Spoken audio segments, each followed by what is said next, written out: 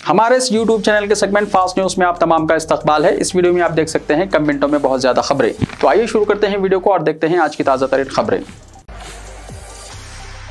हैदराबाद में 3 साल बाद मिरक के मौके पर दम्मे के मरीजों को मछली की दवा खिलाई जाएगी। हैदराबाद में मिरक के मौके पर करीब 3 साल बाद इस साल मछली की दवा खिलाई जाएगी। 9 जून को दम्मे के मरीजों को सुबह 8 बजे से नुमाइश ग्राउंड पर मछली की दवा दी जाएगी। मुल्क के मुख्तलिफ मुकामात से अवाम की बड़ी तादाद ये दवा खाने के लिए हैदराबाद आती है। कोविड के सबब तकरीबन 3 साल के वक्फे के बाद ये दवा खिलाई जा रही है।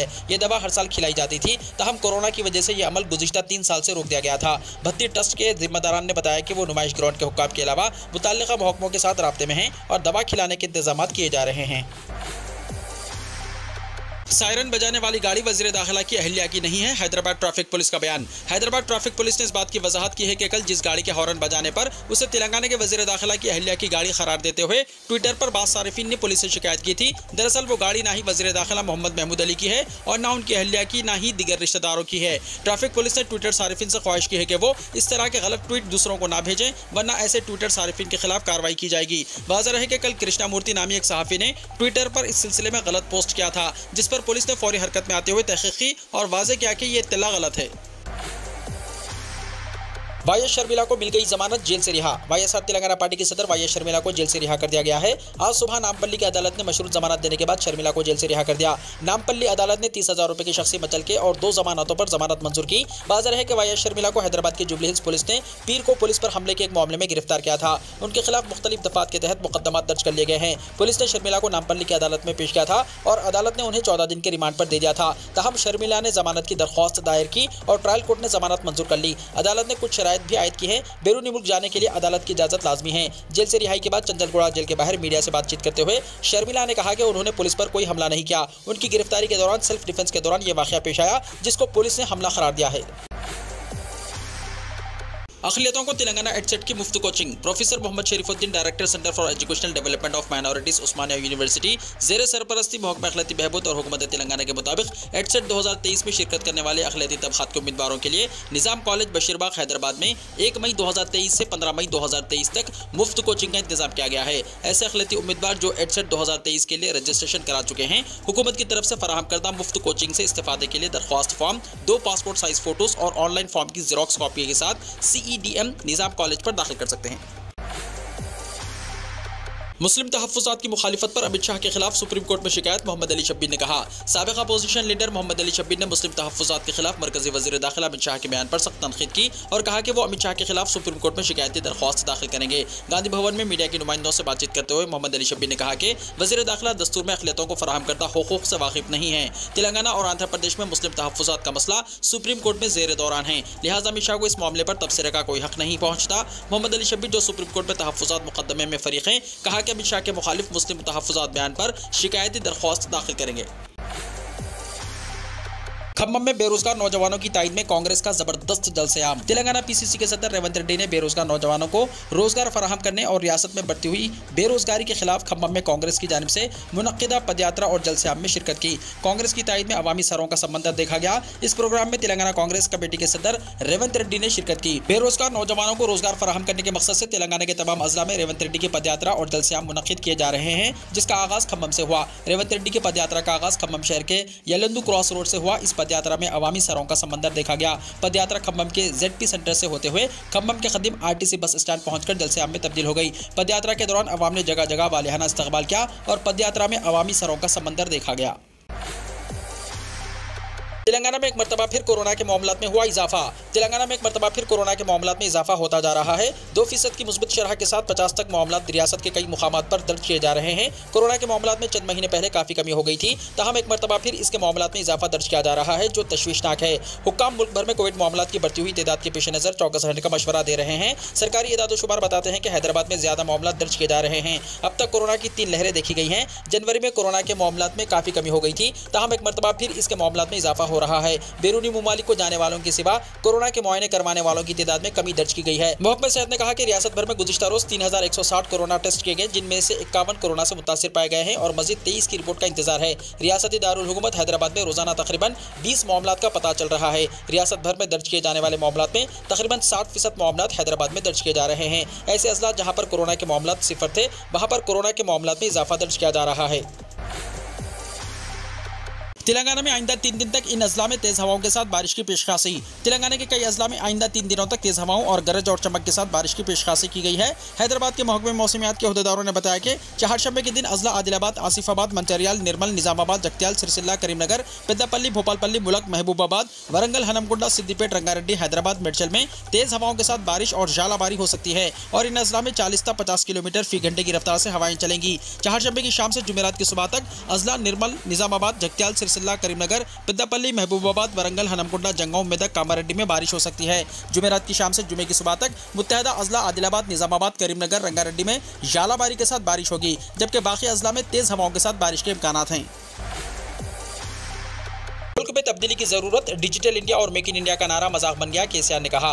बीआरएस के कौमी सरबराह और चीफ मिनिस्टर तेलंगाना केसीआर ने कहा कि digital India, make in India का नारा मजाक का मौजू बन गया है। हर गली और नुक्कड़ पर चाइना बाजार आम हो गए हैं। महाराष्ट्र के औरंगाबाद में बीआरएस के जलसे आम से खिताब करते हुए उन्होंने इन ख्यालात का इजहार किया। केसीआर ने कहा कि आज़ादी के 70 साल बाद भी महाराष्ट्र पानी की किल्लत का शिकार है, जबकि महाराष्ट्र से अहम दरियाएं गुजरती हैं, फिर भी आवाम को पीने के पानी की किल्लत है और ज़राई अगराज और मकासद की तकमील के लिए पानी दस्तियाब नहीं है। एक तरफ आवाम, दूसरी तरफ किसान परेशान हैं। अब तक महाराष्ट्र के आवाम ने कई सियासी जमातों को आजमाया है। इस मरतबा आइंदा जिला परिषद के इंतखाबात में बीआरएस पार्टी पर भरोसा करें, वो आवाम के भरोसे का पूरा ख्याल रखेंगे। चीफ मिनिस्टर केसीआर ने कहा कि मुंबई को मुल्क का मालियाती शहर कहा जाता है, जबकि तेलंगाना में किसानों को 24 घंटे मुफ्त बरक़ी सरबराह की जा सकती है, तो महाराष्ट्र में क्यों नहीं दी जा सकती। मुल्क में तब्दीली की जरूरत है। मुल्क में अराजियात को काश्त के काबिल बनाने के लिए दरियाओं की कमी नहीं है। सारे मुल्क में ज़राई शोबे को मुफ्त बरक़ी सरबराह करने की गुंजाइश है, लेकिन हुक्मरान आवाम को इन सहूलतों से महरूम रख रहे हैं। अगर कोई इसको गलत साबित कर दे तो वो चीफ मिनिस्टर के ओहदे से मुस्तफ़ी हो जाएंगे। बीजेपी को मुसलमानों के एक वोट की भी जरूरत नहीं है, कर्नाटका के साबिक वजीर के.एस. येदियुरप्पा का बयान। जब कभी मुल्क में आम इंतखाबात होते हैं या फिर रियासतों में असम्बली के इंतखाबात होते हैं तो बीजेपी के कई लीडर्स हिंदू वोटों को मुत्तहिद करने के लिए इश्तियाल अंगेज बयान देते हैं। बीजेपी के ये लीडर्स जात पात और मजहब के बारे में मुतनाज़ा तबसरे करते हैं और लोगों में तफर्रुक़ा पैदा करते हैं। वो वोट हासिल करने के मकसद से एक मजहब की तारीफ करते हैं और दूसरे मजहब की तजलील करते हैं। अब कर्नाटका असम्बली इंतखाबात की लड़ाई शुरू हो गई है। वहाँ के बीजेपी लीडर ने हाल ही में इस तरह का मुतनाज़ा तबसरा किया। कर्नाटका के बीजेपी लीडर और साबिक वजीर के.एस. येदियुरप्पा ने हाल ही में एक मीटिंग में मुसलमानों की तौहीन की है। उन्होंने कहा कि वो कर्नाटका असेंबली इंतखाबात में एक भी मुस्लिम वोट नहीं चाहते। शिवमोगा में पीर को वीरशायु और लिंगायत की मीटिंग हुई। इस मीटिंग में येदियुरप्पा ने तब्दीली मजहब के वाक़यात में इजाफे का तस्करा करते हुए हिंदुओं को चौकस रहने का मशवरा दिया। मुतनाज़ा मुसन्निफ तारिक फ़तेह के इंतकाल से आरएसएस गमज़दा है। हिंदू कौम परस्त तंजीम आरएसएस ने पाकिस्तानी नशात मुतनाज़ा कैनेडियाई मुसन्निफ तारिक फ़तेह के इंतकाल को बड़ा खसारा करार देते हुए दिली ताज़ियत का इजहार किया। तवील अलालत के बाद 73 साल की उम्र में पीर को टोरंटो में उसका इंतकाल हो गया। इस्लाम की मुखालिफत करने की वजह से भारत में हिंदू शिद्दत पसंदों के हरदिल अजीज पाकिस्तानी नजात कैनेडियाई मुसन्निफ तारिक फ़तेह के इंतकाल की खबर फैलते ही हिंदुत्व की अलंबरदार तंजीम आरएसएस और दीगर हिंदू कौम परस्त जमातों और अफराद की जानिब से ताज़ियत का सिलसिला शुरू हो गया, जो अब भी जारी है। बॉलीवुड से वाबस्ता कई अफराद ने भी सोशल मीडिया पर उसे खिराज अक़ीदत पेश किया। आरएसएस ने तारिक फ़तेह के इंतकाल पर बाज़ाब्ता बयान जारी करके इसे खिराज अक़ीदत पेश किया। मई के आगाज के साथ ही महाराष्ट्र की सियासत में एक बड़ा बदलाव आ सकता है। महाराष्ट्र में जो सियासी तूफान खड़ा हुआ है वो थमने का नाम नहीं ले रहा है। एक बार फिर कहा जा रहा है कि अजित पवार जल्द ही बीजेपी में शामिल हो जाएंगे। सियासी खेमों में महाराष्ट्र की सियासत में असर और रसूख रखने वाले एक बड़े लीडर ने दावा किया है कि 2 मई के आसपास महाराष्ट्र में बड़ा सियासी जल्जला आने वाला है। यह भी दावा किया गया है कि फिलहाल अजित पवार के साथ 12 MLA एनसीपी छोड़कर बीजेपी में शामिल हो जाएंगे। इसके बाद मौजूदा सीएम एकनाथ शिंदे को वज़ीर आला का ओहदा छोड़ना पड़ेगा। शिंदे के वज़ीर आला के ओहदे से इस्तीफा देने के बाद ये कशमकश है कि अगला वज़ीर आला कौन होगा। इन तमाम एनसीपी लीडरों कि बीजेपी में शामिल होने की वजह मरकजी एजेंसियों के जरिए बीजेपी का दबाव बताया जा रहा है। यह भी दावा किया जा रहा है कि अजित पवार कैंप और बीजेपी के दरमियान महकमों की तकसीम को लेकर बातचीत शुरू हो गई है। कहा जा रहा है कि 30 अप्रैल तक सुप्रीम कोर्ट महाराष्ट्र में इख्तियार की लड़ाई के बारे में अपना फैसला दे सकती है, जिसके बाद 2 मई को महाराष्ट्र में बड़ा बदलाव हो सकता है। अगर ऐसा होता है तो एक तरफ एकनाथ शिंदे को सीएम का ओहदा छोड़ना पड़ सकता है और दूसरी तरफ महाविकास अखाड़ी को आने वाले इंतखाबात में बड़ा नुकसान उठाना पड़ सकता है। आपको बता दें कि एनसीपी लीडर अजित पवार ने एक प्रोग्राम के दौरान कहा था कि आज भी वो रियासत के वज़ीर आला के ओहदे की जिम्मेदारी कबूल करने को तैयार हैं। केरला में वज़ीर-ए-आज़म नरेंद्र मोदी के हाथों वाटर मेट्रो का हुआ आगाज। वज़ीर-ए-आज़म नरेंद्र मोदी ने तिरुवनंतपुरम में डिजिटल साइंस पार्क का संगी बुनियाद रखा और कोची वाटर मेट्रो और मुख्तलिफ प्रोजेक्टों का इफ्तिताह और संगी बुनियाद रखा। पीएम मोदी ने इस मौके पर कहा कि केरला बहुत बाशऊर, ज़हीन और तालीम याफ्ता लोगों की रियासत है। यहाँ के लोगों की ताकत, आजिज़ी, मेहनत उनकी एक मुनफरिद पहचान बनाती है। आप सब मुल्क और बैरूनी मुल्क के हालात से बखूबी वाकिफ हैं। आज केरला को पहली वंदे भारत ट्रेन मिली है। आज कोची को वाटर मेट्रो का तोहफा मिला। कनेक्टिविटी के साथ साथ आज केरला की तरक्की से मुताल्लिक़ कई दूसरे प्रोजेक्टों का इफ्तिताह और संगी बुनियाद रखा गया। इस सब के लिए केरला के लोगों को बहुत बहुत मुबारकबाद। पीएम मोदी ने कहा कि हमारी हुकूमत ताउन पर मुबनी विफाकियत पर जोर देती है। ये रियासतों की तरक्की को मुल्क की तरक्की का फार्मूला समझता है। हिंदुस्तान से मलेरिया को साल 2030 तक खत्म करने का हदफ, डॉक्टर मनसुख मांडविया ने कहा। मलेरिया के आलमी दिन के मौके पर मरकजी वजीर सेहत डॉक्टर मनसुख मांडविया ने कहा कि हिंदुस्तान ने हुकूमत की मुख्तलिफ हिकमत अमलियों और इख्तराई हिल्लों की मदद से 2030 तक मलेरिया को खत्म करने के अपने हदफ की तरफ बड़े कदम उठाए हैं। लोगों से अपील करते हुए उन्होंने कहा कि इस दिन सभी को मलेरिया से पाक हिंदुस्तान के लिए अपनी लड़ाई को मजबूत करने का अहद करना चाहिए। काबिल जिक्र है कि मलेरिया का आलमी दिन 25 अप्रैल को मनाया जाता है ताकि मलेरिया पर काबू पाने और इसे खत्म करने की आलमी कोशिशों के बारे में शऊर बेदार किया जा सके। इसका आगाज अफ्रीका से हुआ था। वर्ल्ड हेल्थ असेंबली का 60वां इजलास साल 2007 में मुनक्किद हुआ, जिसमें आलमी इदारे सेहत ने तजवीज़ पेश की कि अफ्रीका में मनाए जाने वाले मलेरिया डे को वर्ल्ड हेल्थ मलेरिया डे में तब्दील कर दिया जाए। मलेरिया का आलमी दिन 2008 से 25 अप्रैल को मनाया जाता है। हिंदुस्तान अप्रैल के आखिर तक दुनिया का सबसे ज्यादा आबादी वाला मुल्क बन जाएगा, अक़वाम मुत्तहिदा ने कहा। अक़वाम मुत्तहिदा ने कहा कि अप्रैल के आखिर तक हिंदुस्तान दुनिया का सबसे ज्यादा आबादी वाला मुल्क बन जाएगा। अक़वाम मुत्तहिदा के महकमा बराए इक़्तिसादी और समाजी उमूर यानी DESA की जानिब से जारी करदा बयान के मुताबिक रवां महीने के आखिर तक हिंदुस्तान की आबादी 1,42,57,75,850 होने की तवक्को है, जिससे वो दुनिया में सबसे ज्यादा आबादी वाला मुल्क बन जाएगा। ये पेशन गोई अक़वाम मुत्तहिदा के ताज़ा तरीन अंदाजों और आलमी आबादी के तखमीनों पर मुबनी है और हिंदुस्तान की आबादी में कई दहाइयों तक इजाफा मुतवक्को है। कोविड इन्फेक्शन से हार्ट अटैक का खतरा बढ़ने का खदशा, डॉक्टर पुरोहित ने कहा। National communicable disease control programme के मुशीर डॉक्टर नरेश पुरोहित ने कहा कि कोविड इन्फेक्शन से मुतासरा लोगों में खून जमने का रुझान ज्यादा होता है, जिससे इनमें हार्ट अटैक का खतरा बढ़ जाता है। डॉक्टर पुरोहित ने यहाँ UNI को बताया कि दुनिया भर में हालिया साइंसी तहकीकी एदाद-ओ-शुमार के मुताबिक कोविड-19 दिल की बीमारी यानी CVD के खतरे को काफी हद तक बढ़ा सकता है। इस वजह से गुज़िश्ता चंद महीने से अचानक दिल का दौरा पड़ने के केसेस मंजर-आम पर आ रहे हैं। उन्होंने वज़ारत सेहत से इन अमवात की वजूहात, खासतौर पर नौजवान आबादी में तहकीक के लिए फंड्स मुख्तस करने की दरख्वास्त की और लोगों में खौफ व हिरास को रोकने से जांच के लिए अचानक मौत की तहकीकाती कमेटियां कायम करने की तजवीज़ भी दी। डॉक्टर पुरोहित ने कहा कि पिछले कुछ महीनों में 2 तरह के अचानक दिल के दौरे से अमवात का एदाद-ओ-शुमार बढ़ा है। पहला शदीद दिल के दौरे से होने वाली अमवात है, दूसरी हार्ट अटैक के अलावा दीगर वजूहात से अचानक मौत है। उन्होंने इस बात पर जोर दिया कि हुकूमत को पब्लिक एक्सेस डिफिब्रिलेटर्स को इंस्टॉल करना चाहिए और हायर सेकेंडरी स्कूल के निसाब में CPR को मुतारिफ कराना चाहिए। उन्होंने कहा कि 30 साल से ज्यादा उम्र के अफराद अपना ब्लड प्रेशर, ब्लड शुगर और फास्टिंग लिपिड प्रोफाइल चेक करवाएं। इसके अलावा 40 साल से ज्यादा उम्र के लोगों का सालाना कार्डिक चेकअप होना चाहिए, जिसमें एक इलेक्ट्रोकार्डियोग्राम, इकोकार्डियोग्राम और वर्जिश रवादारी यानी ट्रीटमेंट टेस्ट शामिल है। उन्होंने मजीद कहा कि नौजवानों को अचानक गैर मामूली तौर पर सख्त वर्जिश का मामूल शुरू करने की जरूरत नहीं है। उन्होंने सेहतमंद खाने, बाकायदगी से वर्जिश करने, मिसाली जिस्मानी वजन को बरकरार रखने, सिगरेट नोशी से परहेज करने, शराब नोशी को कम करने, तनाव को कम करने और कम से कम 6 से 8 घंटे की नींद लेने का मशवरा दिया। अगर किसी को हाई ब्लड प्रेशर, डायबिटीज और हाई कोलेस्ट्रॉल है तो उसे कंट्रोल करना चाहिए।